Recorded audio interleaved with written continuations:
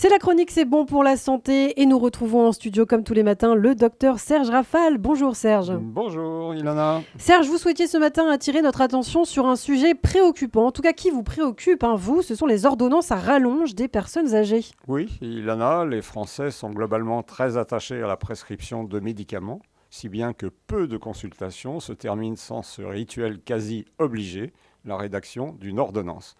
Un patient, volontiers âgé, se sent lésé s'il quitte le cabinet médical sans la prise de sa tension artérielle, pourtant souvent augmentée en raison de l'effet blouse blanche, et sa précieuse prescription. Plusieurs enquêtes concordantes nous expliquent que les plus de 65 ans consomment en moyenne entre 7 et 14 médicaments quotidiennement, soit 3 fois plus énorme que les sujets jeunes. Et ceci n'est pas dénué de risque.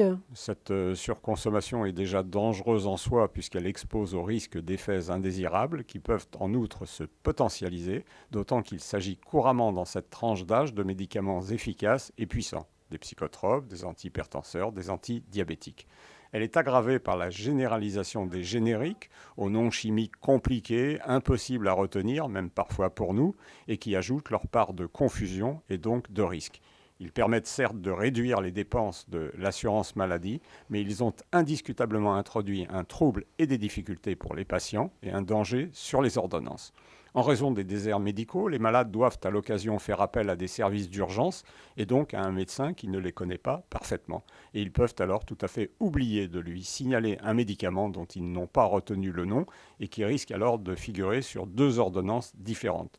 Rajoutons que les patients se tournent de plus en plus fréquemment vers l'automédication, généralement de vitamines, d'oligo-éléments ou de produits doux et naturels, mais aussi quelquefois de compléments alimentaires plus dosés qui peuvent interférer entre eux et avec leur traitement. Au total, de nombreuses hospitalisations et malheureusement des décès sont liés chaque année à cette iatrogénie médicamenteuse. Et il existe des facteurs de risque ? Bien sûr. Le contexte pathologique et la situation personnelle du malade, son âge, sa capacité à prendre correctement son traitement, la posologie, les précautions d'emploi, le nombre et les interactions des médicaments entre eux, d'autant que ça n'est pas la même chose d'en prendre 7 ou 14. Et bien sûr, les associations involontaires ou passées sous silence, nous l'avons dit.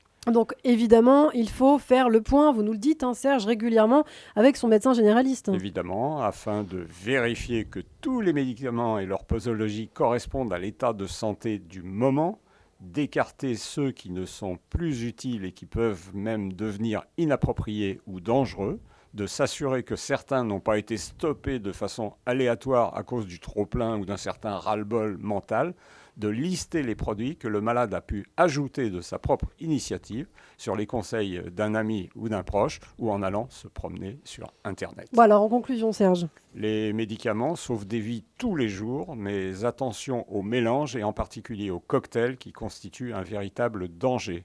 Nous devons, nous médecins, absolument alléger les ordonnances et ne prescrire que les médicaments véritablement indispensables. Et vous, auditeurs ou patients, devez de votre côté suivre consciencieusement votre traitement et nous signaler tout ce que vous prenez, vraiment tout, même si vous avez le sentiment qu'il s'agit juste d'un petit complément qui ne peut que vous faire du bien. Alors, aucun médicament superflu et pas de cachotterie entre nous. Merci beaucoup Serge Rafal. Les bons conseils du docteur de radiologie, du docteur officiel de radiologie qu'on retrouve demain matin sur cette antenne. Merci Serge.